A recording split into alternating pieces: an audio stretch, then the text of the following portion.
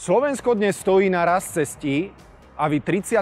septembra rozhodnete, ktorou cestou sa vyberie. Je tu progresívne Slovensko, ktoré vám ponúka amatérizmus a neschopnosť spojenú so zvyšovaním cien a hypoték, otvorené hranice pre nelegálnych migrantov, šírenie LGBTI propagandy v školách, zmenu pohlavia mladistvých na požiadanie bez vyšetrenia, zavedenie manželstiev homosexuálov a transsexuálov, zavedenie adopcií detí homosexuálmi a transsexuálmi, ale aj ďalšie nezmysly. Priatelia, chceme naozaj toto?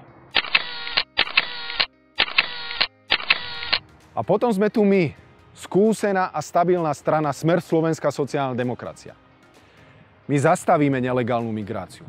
Budeme pomáhať len humanitárne, nie vojensky. Budeme tlačiť na čo najrýchlejšie mierové riešenia konfliktu. Nebudeme zvyšovať zbrojné výdavky nad 2% HDP.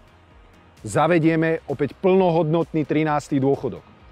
Opäť zavedieme bonifikáciu úrokov na hypotékach, aby ľudia neprichádzali o bývanie.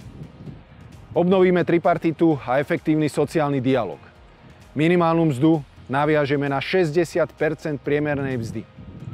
Vrátime plnohodnotné obedy zadarmo a budeme pripravovať legislatívu pre rozšírenie týchto obedov aj na stredné školy. Obnovíme základné parametre právneho štátu a spravodlivosti. Priatelia, vyberte si medzi slniečkarskými amatérskymi experimentami a kvalitným programom skúsených politikov. Príďte 30. septembra voliť. Vezmite so sebou rodinu, priateľov a známych. Dajte nám dôveru. Voľte Smer, Slovenskú sociálnu demokraciu. Voľte číslo 16. My vás nesklameme.